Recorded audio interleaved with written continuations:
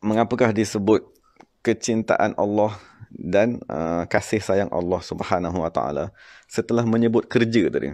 Maksud Nabi kerja ni ialah mengajar kepada manusia, menyampaikan risalah, berdakwah.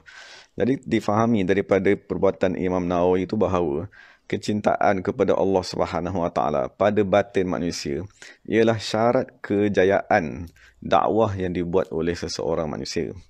Dan sebagaimana satu ketika Nabi SAW ingin memberikan bendera ataupun panji perang kepada Sayyidina Ali radhiyallahu anhu, maka Nabi berkata, aku akan berikan ar-rayata, bendera tersebut ghadan kepada manusia yuhibbullaha wa rasuluhu, manusia mencintai Allah dan Rasulnya, wa yuhibbuhullahu wa rasuluhu, dan Allah dan Rasulnya juga mencintai orang tersebut. Yaftahullahu ala yadayhi, Allah Ta'ala akan membuka hati-hati manusia di atas tangan orang tersebut. Jadi Nabi SAW memberitahu bahawa syarat kan, untuk kita tadi berdakwah.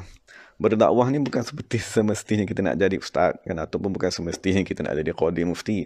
Berdakwah tu maksudnya suami mendakwah isteri dan anak-anaknya. Kan ketua sesuatu syarikat dia mendakwah orang yang berada di bawahnya. Itu maknanya berdakwah kan, maksudnya isteri ialah di bawah tanggungjawab suami untuk mendidiknya. Mendidik tu maksudnya mendakwahnya, kan mengajaknya kepada Allah Subhanahu Wa Taala. Kemudian setiap orang tu akan dikurniakan dengan anak. Seorang, dua orang, tiga orang, empat orang, lima orang. Jadi anak tadi, bapa yang wajib mendakwah anak tersebut. Maksudnya menyeru, mengajak anak-anak tersebut, membawanya kepada Allah agar dia tadi menjadi hamba Allah Subhanahu Wa Taala.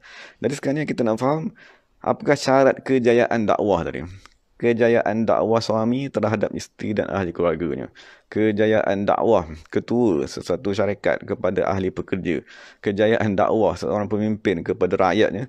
Kesemua kejayaan tersebut bersyarat dengan mahabbatullah, kecintaan kepada Allah Subhanahu Wa Taala.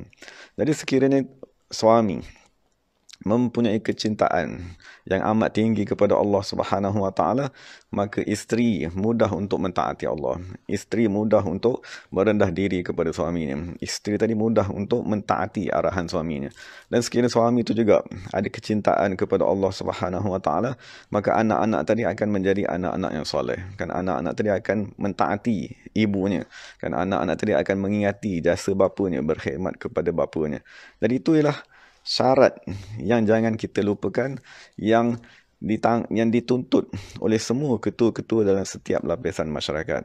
Jadi itulah sebabnya Imam Nawawi menyatakan bahawa setelah diberitahu Nabi ialah utusan Rasul daripada Allah Subhanahu Wa Taala, maka kita kena tahu kejayaan utusan baginda, kerasulan baginda, dakwah baginda sallallahu alaihi wasallam ialah kerana dua sifat yang ada di dalam dirinya, iaitu habibuhu wa khaliluhu, yang dikasihi oleh Allah Subhanahu Wa Taala, yang dicintai.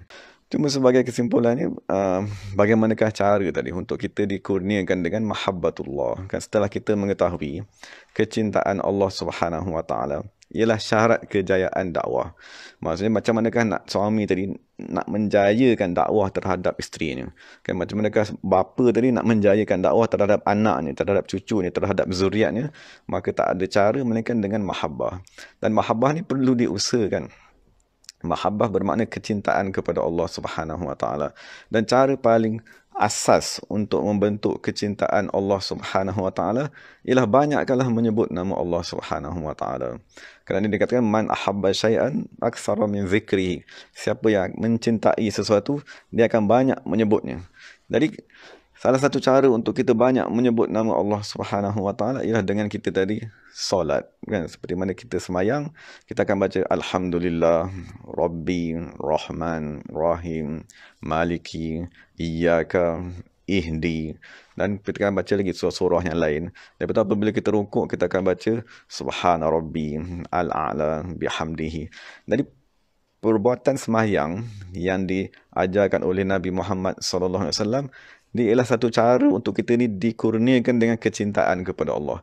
Kerana daripada awal semayang sampai akhir semayang, sebab tu tak dibenarkan bercakap dengan makhluk.